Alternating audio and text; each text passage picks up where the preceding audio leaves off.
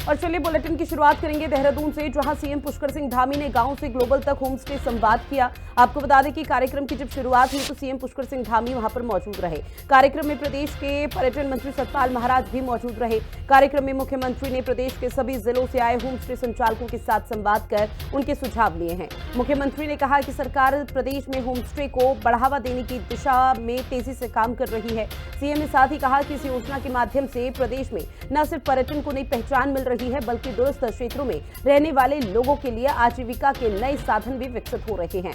मुख्यमंत्री ने कहा कि संवाद कार्यक्रम मिले सुझावों को आगामी नीतियों में जरूर शामिल किया जाएगा। इस योजना के माध्यम से जहां हमारे गांव आर्थिक रूप से सशक्त हो रहे हैं, वहीं युवाओं को स्थानीय स्तर पर रोजगार मिलने से जो पलायन की रोकथाम है उसमें भी सहायता प्राप्त हो रही है। और आप सबके बड़े अच्छे अच्छे सुझाव भी यहाँ पर आए हैं। और सच में चूँकि जो धरातल पर काम करते हैं आप लोग, तो आप लोगों को और ज़्यादा जो धरातल की जानकारी है वो व्यवहारिक रूप से है। इसलिए हम ये भी प्रयास करेंगे कि जो भी आप सब लोगों ने सुझाव दिए हैं उन सुझावों को हम आगे बढ़ाएं।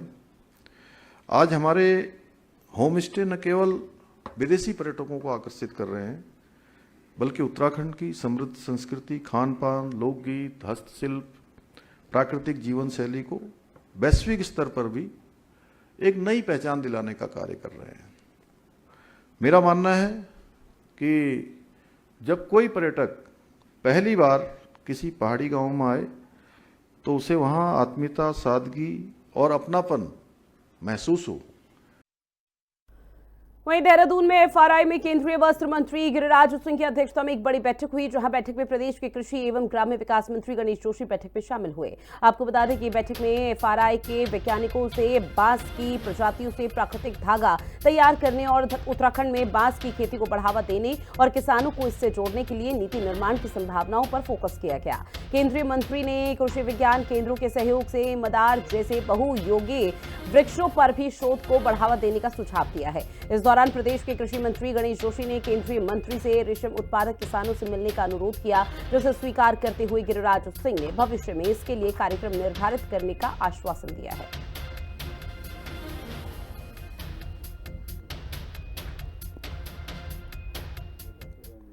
बात अगली खबर की, जहां उत्तराखंड में बीजेपी की सरकार को बार बार झूठ के गर्भ से पैदा होने का आरोप लगाकर घेर रहे पूर्व सीएम हरीश रावत ने गंगा सम्मान यात्रा निकालकर जनता से न्याय की मांग की है। हरीश रावत का कहना है कि उनकी सरकार के कार्यकाल में मुस्लिम यूनिवर्सिटी के निर्माण और जुमे पर अवकाश के 2 झूठ बोलकर बीजेपी सत्ता में आई है। वहीं बीजेपी ने हरीश रावत पर पलटवार करते हुए कहा कि यात्रा निकालकर न्याय मांग रहे हरीश रावत जनता को ये भी बता दें कि स्टिंग में टॉपअप की बात कौन कर रहा था। ये रिपोर्ट देखिए।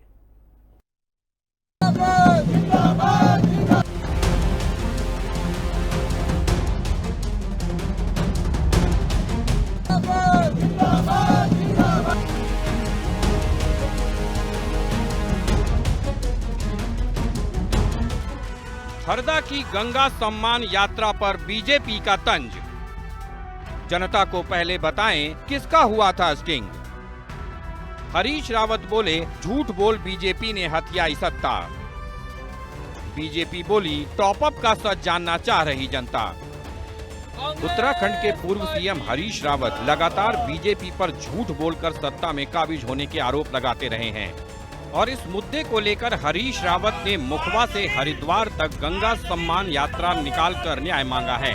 हरीश रावत ने कहा है कि 2017 में उनकी सरकार के कार्यकाल में जुमे पर अवकाश दिए जाने का झूठ बोलकर बीजेपी ने सत्ता हासिल की।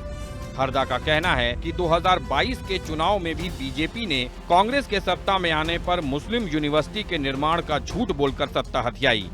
इसलिए हरीश रावत बीजेपी पर झूठ बोलकर सत्ता पर काबिज होने का आरोप लगाकर गंगा स्वाभिमान यात्रा के जरिए जनता से न्याय मांग रहे हैं।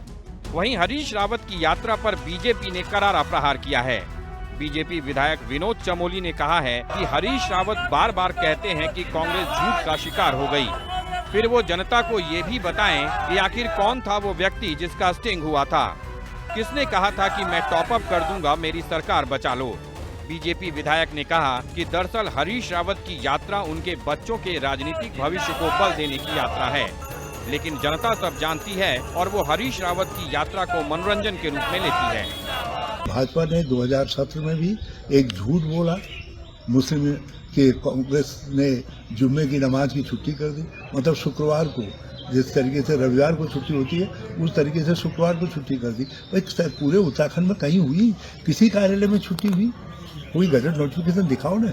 छुट्टी बिना किसी ऐसे ही कह करके थोड़ी होती है, उसके लिए गजट नोटिफिकेशन होगा, दिखाइए हमको।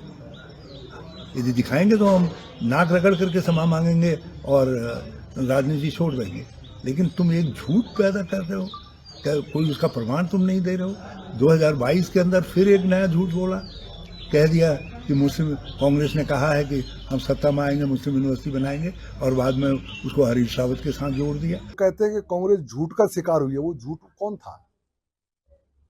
कौन था वो बात आदमी जिसका स्टिंग हुआ था, जिसने कहा था कि आप कोप अप कर लीजिएगा, लेकिन मेरी सरकार बचा दीजिएगा? ये किसने कहा था?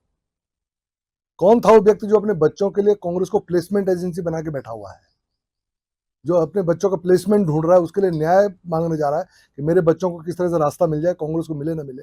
कौन है वो आदमी? ये पूरी उत्तराखंड की जनता जानती है। उनकी यात्रा कोई यात्रा नहीं, पारिवारिक यात्रा है। अपने परिवार का प्लेसमेंट चाहते हैं, क्योंकि आप देखिएगा ना, दो जगह से खुद लड़ते हैं, कहीं से लड़की लड़ती है, कहीं से लड़का लड़ता है। आगे भी कहीं ना कहीं ढूंढ रहे होंगे कि कहाँ पर मुस्लिम मतदाता ज़्यादा हैं, कहाँ मैं अपने किसी बच्चे को फिट कर सकूँ। तो उनकी यात्राएं इस कारण चल रही हैं, लेकिन ठीक है, वो अपना कुछ करते रहें, उसके कारण क्षेत्र का मनोरंजन भी होता है, उत्तराखंड की जनता उसका आनंद भी लेती है। 2016 में उत्तराखंड में मची सियासी उथल-पुथल और 2017 में मिली करारी चुनावी हार की टीस हरीश रावत को सालती रहती है। इसीलिए हरीश रावत बीजेपी पर झूठ बोलकर सत्ता पर काबिज होने का आरोप लगाकर गंगा स्वाभिमान यात्रा के जरिए जनता से न्याय मांग रहे हैं। वहीं बीजेपी हरदा को पहले स्टिंग का सच उजागर करने की चुनौती दे रही है। देखना होगा कि हरीश रावत के न्याय की गुहार को उत्तराखंड की जनता कितनी गंभीरता से लेती है और आने वाले समय में इसका बीजेपी पर कितना असर पड़ता है। देहरादून से संवाददाता दीपिका भंडारी, शुभांगी भट्ट और अशोक कुमार के साथ ब्यूरो रिपोर्ट, हिंदी खबर। वहीं चारधाम यात्रा के दौरान वनाग्नि की संभावनाएं ना बने, इसके लिए वन विभाग ने अपनी तैयारी फिलहाल पूरी कर ली है। उत्तराखंड के वन मंत्री सुबोध उनियाल ने कहा कि वनाग्नि प्रबंधन समिति ने 472 जगह चिन्हित किए हैं जो वनाग्नि के हॉट स्पॉट हैं। वन मंत्री ने कहा कि एक व्हाट्सएप ग्रुप भी बनाया गया है जिसमें सभी वन अधिकारी वनाग्नि की घटनाओं की मॉनिटरिंग करते रहेंगे। हमारी सरकार बनने के बाद लगातार वनाग्नि की घटनाएं विगत उससे पहले के वर्षों से कम हुई। विगत वर्ष की आपने बात की तो ये 24-25 में भी जो वनाग्नि की घटनाएं थी वो 21-22 के मुकाबले आधा थी। और इसके पीछे प्रयास हमारे 2-3 प्रयास थे। पहला प्रयास हम लोगों ने किया था कि पहली बार जिला प्रशासन को वनाग्नि जैसी चीज़ में इन्वॉल्व किया और जिले के अंदर जिलाधिकारी की अध्यक्षता में समितियाँ बनी। उसके 2 फायदे मिले। एक फायदा तो ये मिला कि तत्काल आपदा प्रबंधन से अगर कहीं में पैसों की आवश्यकता थी, उससे फंडिंग हुई और कई करोड़ रुपया जिलाधिकारियों ने वनाग्नि रोकने के लिए आपदा प्रबंधन मद से भी दिया। वहीं बढ़ती गर्मी के साथ प्रदेश में वनाग्नि की घटनाएं भी लगातार बढ़ रही हैं, जहां कांग्रेस के प्रदेश अध्यक्ष करण महाना ने कहा कि सरकार हर साल वनाग्नि नियंत्रण को लेकर बड़े बड़े दावे वनाग्नि करती है, लेकिन हर साल उत्तराखंड की वन संपदा को वनाग्नि से भारी नुकसान पहुंचता है। करण महाना ने कहा कि पूर्व की सरकारों ने जंगलों में फायर वॉचर रखे थे जो जंगलों को बचाया करते थे, लेकिन अब फायर वॉचर नहीं होने के कारण भी वनाग्नि के मामलों में बढ़ोतरी हो रही है। कई चीज़ ऐसी जिसमें बीजेपी के भी कई विधायकों ने कहा, मैंने स्वयं इस बात को कहा कि कंजर्वेशन ऑफ एक्ट जो है उसमें परिवर्तन की आवश्यकता है। उस समय की ज़रूरतों को समझते हुए 78-79 में इसको लागू किया गया और आज की आवश्यकताएं डिफर है। आज लोग गैस पे बहुत ज़्यादा डिपेंडेंट हैं, जंगलों में नहीं जा रहे, लेकिन जंगलों का प्रबंधन होना चाहिए। और पुरानी सरकारों ने फायर वॉचर्स रखे थे, वो टेम्परेरी एक पोस्ट होती थी, इसको 3 महीने या 4 महीने के लिए निवासी जो आसपास के निवासी हैं उनको फायर वॉचर के रूप में जाता था, उनको एक कुछ फंड पैसा भी मिल जाता था और वो जंगलों को बचाते थे। दूसरा जो सबसे बड़ा कारण है जंगलों के जलने का, जो लोगों का एक जुड़ाव था। अब बात करेंगे अगली खबर की, जहां कि देहरादून की ईडी मुख्यालय पर यूथ कांग्रेस के पदाधिकारी और कार्यकर्ताओं ने सोनिया गांधी और राहुल गांधी को भेजे गए समन को लेकर सरकार के खिलाफ जमकर नारेबाजी की और विरोध दर्ज कराया, जिसमें यूथ कांग्रेस के उपाध्यक्ष विनीत प्रसाद भट्ट ने केंद्र और राज्य सरकार पर आरोप लगाते हुए कहा कि केंद्र की बीजेपी सरकार लगातार ईडी और सीबीआई का दुरुपयोग करते हुए हमारे नेता राहुल गांधी और सोनिया गांधी को परेशान कर रहे हैं। जनता के मुद्दे को उठाने से रोकने का प्रयास किया जा रहा है। इसको लेकर आज यूथ कांग्रेस के कार्यकर्ता और पदाधिकारियों ने ईडी कार्यालय पर जमकर प्रदर्शन किया। जो भाजपा की केंद्र सरकार है, राज्य सरकार है, जो भी कुछ लोकतंत्र की हमारे लोकतांत्रिक व्यवस्था में ये प्रावधान है कि जो भी विपक्ष का काम है, लगातार आम जनमानस की आवाज़ उठाने का काम हमारे विपक्ष का है, जो हमारे लोकतांत्रिक अधिकार है। और हमारे नेता राहुल गांधी, सोनिया गांधी और कांग्रेस के जो भी विपक्ष का नेता सरकार के खिलाफ आवाज़ उठा रहा है, ये एक साजिश के तहत, राजनीतिक प्रतिशोध के तहत, बदला लेने की भावना के तहत ये ईडी और सीबीआई का दुरुपयोग कर रहे हैं। तो हमारा उसके खिलाफ आज ईडी के खिलाफ हमारा विरोध प्रदर्शन था उत्तराखंड युवा कांग्रेस का। और हमारी मांग है कि भाई लगातार केंद्र सरकार, जो हमारे नेता हैं, जो देश प्रदेश में हमारे दबे वंचितों की, पिछड़ों की आवाज़ उठा रहे हैं, लगातार उनकी आवाज़ को दबाने का काम सरकारी एजेंसियों से कर रहे हैं। वहीं 30 अप्रैल से 4 धाम यात्रा का आगाज होने जा रहा है। 30 अप्रैल की वो तारीख जब यमुनोत्री और गंगोत्री धाम की कपाट खुल जाएंगे। चारों धाम सजने संवरने लगे हैं और प्रशासन समेत तमाम विभाग तैयारियों को अंतिम रूप देने में जुटे हुए हैं। साथ ही 2 मई को केदारनाथ धाम और 4 मई को बद्रीनाथ धाम के कपाट खुले जाने हैं। यात्रा के लिए अभी तक 18,69,203 ऑनलाइन पंजीकरण हो चुके हैं। तो वहीं कांग्रेस प्रदेश अध्यक्ष करण माहरा ने तंज कसते हुए कहा कि सरकार का केवल ध्यान यात्रियों के पंजीकरण पर है।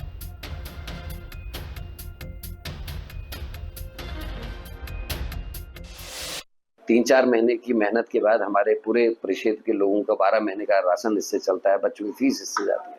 लेकिन जो इधर देखने में आ रहा है, सरकार का केवल ध्यान इस बात में कि पब्लिक कितने है, कितने रजिस्ट्रेशन है। हकीकत ये होनी चाहिए कि हमारा व्यापार बढ़ रहा है, नहीं बढ़ रहा, हमारे लोगों को सुख सुविधाएं हो रही नहीं। हम केवल गाड़ियों की धूल, गाड़ियों के धुएं से प्रदूषण को सहन करने के लिए उत्तराखंड नहीं बनाया है।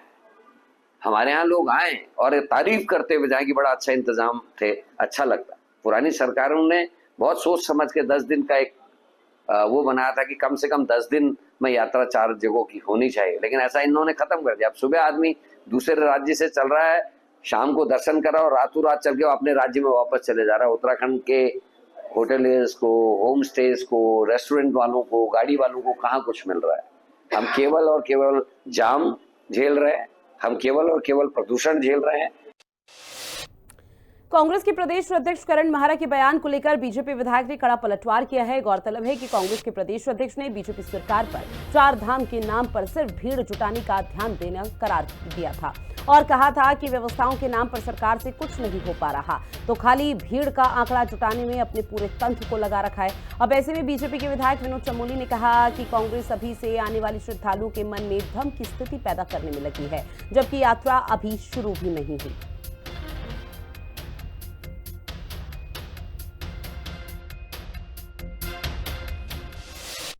वो सीधी बात करें कि वो नहीं चाहते कि यात्रा इस तरह से चले, वो नहीं चाहते कि अधिक यात्री यहाँ पर आए, यहाँ के लोगों को आर्थिक लाभ मिले, वो नहीं चाहते कि उत्तराखंड की आर्थिकी में कोई बढ़ोतरी हो, वो नहीं चाहते यहाँ का होटल व्यवसाय ठीक प्रकार से चले, यहाँ से जो लोग ट्रांसपोर्ट से जुड़े हुए हैं उनका व्यवसाय ठीक प्रकार से चले, जो छोटे मोटे हमारे कारोबारी हैं उनका व्यवसाय ठीक प्रकार से चले। वो सीधी बात क्यों नहीं करते हैं, वो दाएं बाएं घुमा के बात क्यों करना चाहते हैं।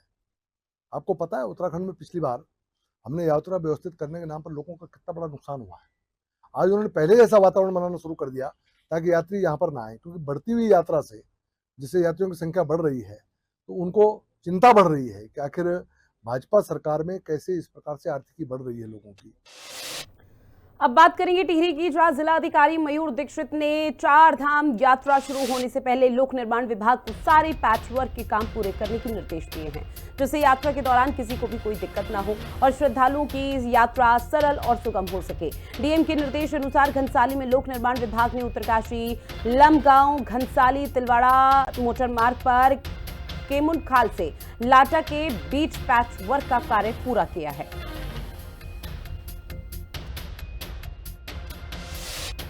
आगामी चारधाम यात्रा को सफल, सुरक्षित और व्यवस्थित बनाने के उद्देश्य से एसएसपी टिहरी तैयारियों पर नजर बनाए हुए है। तो एसएसपी आयुष अग्रवाल ने खुद ग्राउंड जीरो पर उतरकर यातायात का जायजा लिया और पुलिस बल का मनोबल भी बढ़ाया। इस दौरान एसएसपी ने अधिकारियों को यात्रा के दौरान संभावित भीड़ और वाहनों की संख्या को ध्यान में रखते हुए सरल सुगम यातायात व्यवस्था बनाने के निर्देश दिए हैं।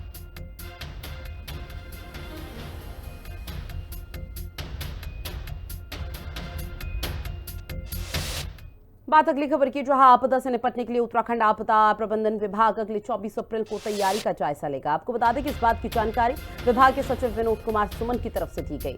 उन्होंने कहा कि एनडीएमए के सहयोग से ये मॉक ड्रिल की जाएगी। उन्होंने कहा कि यदि आने वाले दिनों में आपदा आती है तो उसको लेकर जिलों का क्या रिस्पॉन्स रहने वाला है, इसको लेकर भी ये मॉक ड्रिल कराई जाएगी। उन्होंने ये भी कहा कि आपदा प्रबंधन विभाग रिस्पॉन्स के साथ साथ इस बात की भी जानकारी लेगा कि पिछले 10 से 15 वर्षों में कहां पर किस तरह की आपदा आई है और उसमें क्या कमियां रही और कैसे तत्काल लोगों को राहत दी गई। इसका भी अध्ययन कराया जाएगा ताकि आपदा से तत्काल प्रभाव से निपटा जा सके।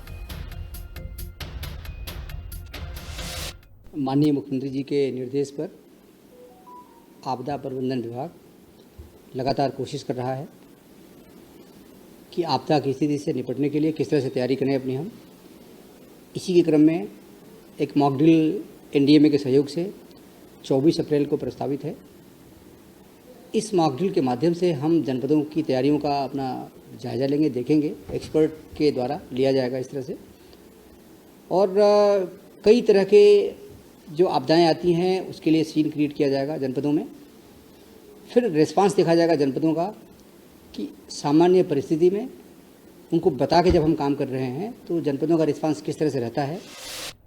अब बात करेंगे मसूरी की, जहां बहती सीवरेज की समस्या से स्थानीय लोग खासा परेशान हैं। वहीं इसका असर मसूरी के पर्यटन पर भी पड़ रहा है, जहां मसूरी के विभिन्न क्षेत्रों में सीवरेज चैम्बर ओवरफ्लो हो चुका है तो कई क्षेत्रों में सीवरेज लाइन क्षतिग्रस्त हो रखी है, जिससे सीवरेज सड़कों को बहता हुआ नजर देखने को मिल रहा है, जहां लोगों के घरों में भी जा रहा है। बहती सीवरेज के कारण क्षेत्र में गंदगी और बदबू से लोगों का जीना मुहाल हो चुका है। बढ़ती गर्मी में बीमारी फैलने का भी अंदेशा है, लेकिन ना ही स्थानीय प्रशासन और ना ही गढ़वाल जल संस्थान के अधिकारी इस समस्या पर ध्यान दे रहे हैं।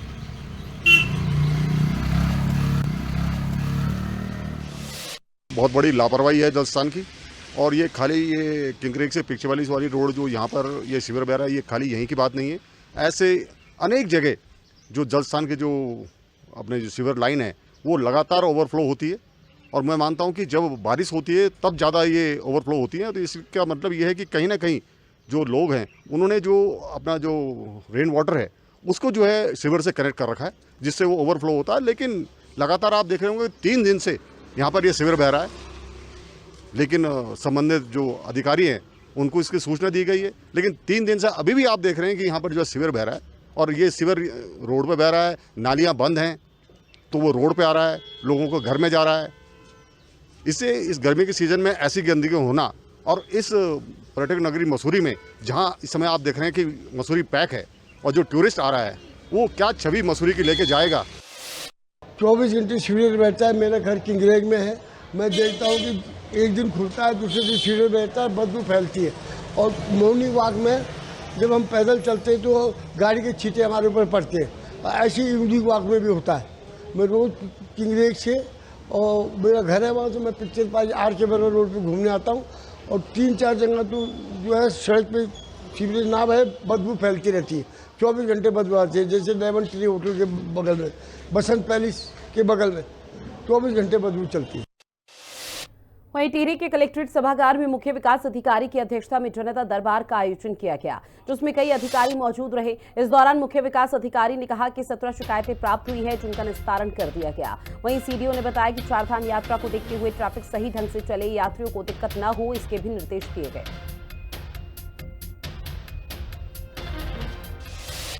में आज जनता दरबार में लगभग अभी तक जो है 17 शिकायतें आ चुकी हैं, जिनका कुछ का मौके पर निस्तारण किया गया संबंधित विभागों के द्वारा। और कुछ जो आज निस्तारित होने वाली जिसमें समय लगने का है उसके लिए संबंधित को निर्देशित कर दिया गया है। साथ ही इसमें जो वर्तमान यात्रा काल को देखते हुए और जो ग्रीष्मकालीन है उसको देखते हुए पेयजल से संबंधित है, सभी अधिकारियों को निर्देश दे दिए गए हैं कि पेयजल की व्यवस्थाएं सुचारू रूप से रखें। और जो है यात्रा को देखते हुए जो है जो ट्रैफिक प्लान है उसका अपना बंदोबस्त कर लें, जिससे कि आपका ट्रैफिक सुचारू रूप से चले, और साथ ही आपके जो साफ़ सफाई की व्यवस्था है, सॉलिड वेस्ट मैनेजमेंट है, उस पर भी विशेष ध्यान देने के लिए निर्देशित कर दिया। वहीं उत्तराखंड के मुख्यमंत्री पुष्कर सिंह धामी की पहल पर उत्तराखंड कैबिनेट में नई फिल्म नीति 2024 को फिलहाल मंजूरी मिल चुकी थी। फिलहाल फिल्म नीति को मंजूरी मिलने के बाद जहां एक और उत्तराखंड फिल्म निर्माण का हब बन चुका है, तो वहीं इससे राज्य की खूबसूरत पर्यटक स्थलों को देश दुनिया में एक नई पहचान भी मिल रही है। वहीं मशहूर फिल्म कलाकार हेमंत पांडे ने उत्तराखंड की फिल्म नीति की जमकर तारीफ की।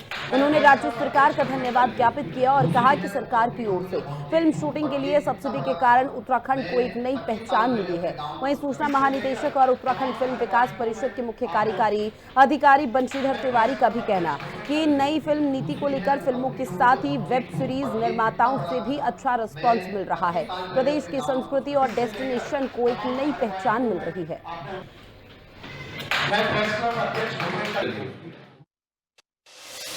फीचर फिल्म्स हैं, उनकी जो सब्सिडी है उसको बढ़ाया गया है, उसको 3 करोड़ तक किया गया है। जो आंचलिक फिल्में हैं उसकी भी सब्सिडी हम लोगों ने 25 लाख से बढ़ा करके 2 करोड़ किया है। साथ ही साथ OTT वेब सीरीज और टीवी सीरियल्स जो निर्माण होते हैं उनको भी हम लोगों ने नई फिल्म नीति के माध्यम से सब्सिडी के दायरे में ले आए हैं। साथ ही साथ जो हमारे कम प्रसिद्ध वाले जगह हैं जहाँ पर फिल्में शूट नहीं होती है, नई जगह पर कोई शूट करेगा तो उसके लिए अलग से हम लोगों ने धनराशि की व्यवस्था की है। उत्तराखंड में तो मैं 15-20 साल पहले ये बोल चुका हूँ कि उत्तराखंड में जिस जगह पे खड़े हो जाओ वो जगह शूटिंग की लोकेशन बन जाती है। तो हमें ढांचा बनाने में जो अरबों खरबों लगेगा उतने पैसे में एक और उत्तराखंड राज्य बन जाएगा। तो मेरी नज़र में तो इस बात को मैं बड़े सिरे से ही खारिज कर रहा हूँ। कोई आदमी अपने को प्रभावित करने के लिए या लालच देने के लिए या झूठ बोलने के लिए या झूठा आश्वासन देने के लिए या आपकी कल्पनाओं को आपके मरते दम तक बरकरार रखने के लिए ऐसी बातें कर सकता है। लेकिन मैं अपने 35 सालों के वर्ष के बाद, ये अनुभव के बाद ये कह सकता हूँ कि हमारे यहाँ फिल्म सिटी की आवश्यकता है। उस तरह पे पैसा खर्च करके तो नहीं है, हमारी तो वैसी हमें स्वर्ग मिला हुआ है, हमें वैसी देवभूमि मिली है। यहाँ ये है कि जहाँ शूटिंग वालों के लिए सुख सुविधाएं हैं, जहाँ कलाकारों के रहने की सुविधाएं हैं, उन चीज़ों को डेवलप करें। बात करेंगे हल्द्वानी की, जो है LPG गैस की अवैध रिफिलिंग के खेल का पर्दाफाश करते हुए प्रशासन ने ठंडी सड़क क्षेत्र में बड़ी कार्रवाई को अंजाम दिया। सिटी मजिस्ट्रेट AP वाजपेयी को इंडियन गैस की गाड़ी से अवैध रिफिलिंग की शिकायत मिली थी, जिस पर वो तुरंत हरकत में आए और पूर्ति विभाग एवं बाट माप विभाग की टीम को साथ लेकर मौके पर पहुंचे। छापेमार कार्रवाई के दौरान अवैध रूप से भरे जा रहे 25 इंडियन गैस के घरेलू सिलेंडर और एक HP गैस सिलेंडर बरामद किया गया। डेट क्या है?